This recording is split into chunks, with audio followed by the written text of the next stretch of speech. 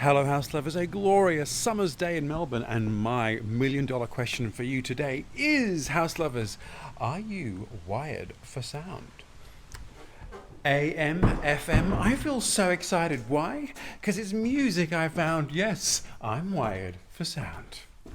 Forgive the Cliff Richard reference if you can. Today I have a very special specialist coming who is going to talk to me about, house lovers, AV planning. So without further ado, let's meet Justin Mulligan, who is, what is he? He's an AV guru. He's an installation expert, and he's going to walk us through the things you need to think about and when in the planning and building stage you need to do it. And house lovers, I'm here to tell you, it's not at the end. House lovers, here we are with Guru Justin Mulligan. How do you describe yourself? An AV installation expert? Just an electrician. There's no just when it comes to Mulligan. Now, what we are here to talk about is planning your AV plan or your AV setup. And AV is? Audio-visual. Which is? Every bit of home entertainment in your life. And I guess in these days, it is much more integrated, but a bit more complex than it was a generation ago. So everything can kind of come out of a TV. It's no longer just a box in the corner. It's your whole home. It's your lifestyle. Now, we don't have a lot of stuff. We're really looking at a TV and then music. Yes. So quite simple. It is quite simple, but it's complex to get to a simple state. Right. So it's complex simplicity or simply complex. We're at this rough stage. We're still refining the final plan and doing the electrical plan with the architect and the electrical engineer. When is the best time to start thinking about the whys and wherefores of your AV equipment? Right now. Right now. So this is the right time. Because at this point in time, you haven't closed any walls, you haven't finished any surfaces. Painted, wallpapered. So it makes it very simple to adjust and fine-tune the installation. What are the steps you need to think about when you're planning this setup? You need to think about how you use your technology now and how that has changed in the last couple of years. Yeah. From when you first got it to this point in time. Yeah. And sort of extrapolate that again by another 3 times for the next 3 years. What you've got now is going to change so rapidly and so quickly. You need to have that good foundation. So it's future-proofing. Exactly. Really. So how do you do that then, given that technology changes so much? Plan. Okay. Plan. Well planned, Mr. Mulligan. Where a TV point has a single coax cable and maybe 1 or 2 category cable points, have a third point, have a second coax point. Think of where you may in future want to put product and have a cable there ready to go. It's a lot cheaper to run a cable now and have it sit there do nothing than decide 12 months down the track, once everything's finished, to then go, I want a speaker there. Channel me a hole through my French wallpaper. Yeah. Which can add 2 to 3 to 5 times the expense to install that at that stage versus $100 worth of cable now. That means though, you've got to be pretty sure right now about where things are going to go. No, depending on the products that you choose to put in. I know that yourself and the good doctor are avid Bang & Olufsen fans, and as am I. No product placement, but that is true, yes. Those sort of products, there's always a way of adapting them and bringing them up into now.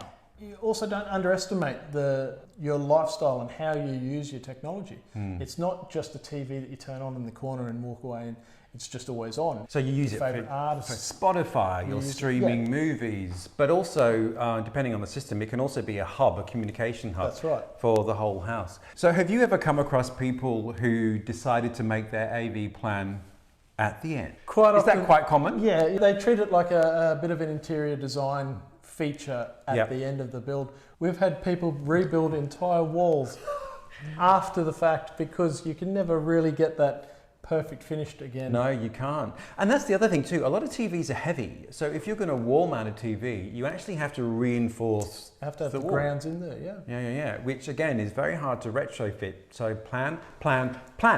Now, Justin, let's take a stroll around our living room. Yeah. And because the good doctor and I are both, let's say, cinephiles, the surround sound experience is going to be important. So what should we be thinking about then? The first thing you need to decide is whether your TV is going to be floor mounted. Yes. Or wall mounted. Yes. In your case, you're going for a floor mount scenario, but the best installation is the hidden installation.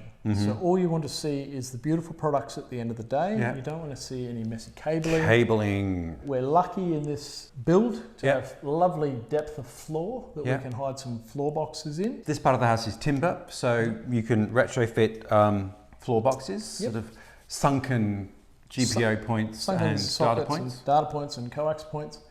And make a nice entry into the TV from the floor, and it just magically disappears. But you do have to then pretty much commit to the position of the TV, and that's kind of... To a degree. I mean, you're always going to see some method of connection to your device. Unless you are mounting it on a wall where it's all hidden behind. On a floor, you are still going to see a loom of cable coming up. A loom. There are ways and means of hiding and making them look nice and neat and as minimal as possible. And then when it comes to surround sound, you want to create a spherical atmosphere. So the perfect surround sound scenario is a circular design. Where your front, left and right speaker will be obviously to the left and right of the main screen.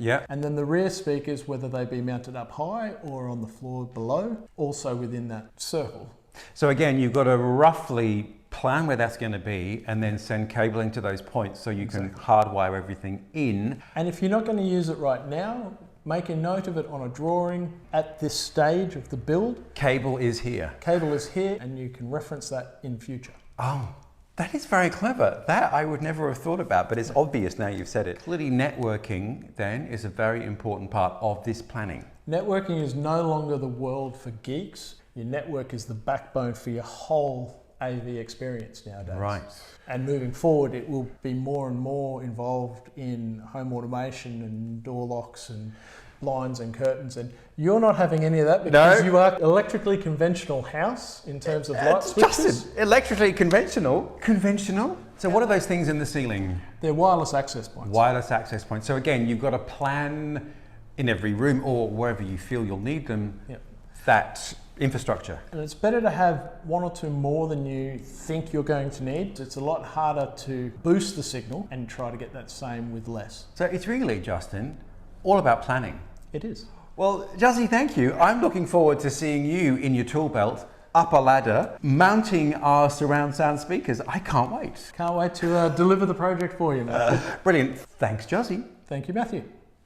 Isn't Justin brilliant? It is so important, house lovers, to do all this planning in the early stages so that you're not going to be messing up your wallpaper and your fabulous interiors to try and insert your TV and sound equipment at the end of the project. So we are, house lovers. If you have any highly technical questions, do feel free to put them below, and I won't be able to answer them, but I can get Justin to have a look, perhaps. So thank you, Justin, for your time. Thank you, house lovers, for watching. Thanks for subscribing. Thanks for liking. If that was your case, squeaky floorboard. And I look forward to seeing you next week, the blazing sun, with another adventure from Bonaccord House as we edge towards getting our council approval. Until next week, house lovers, see you then.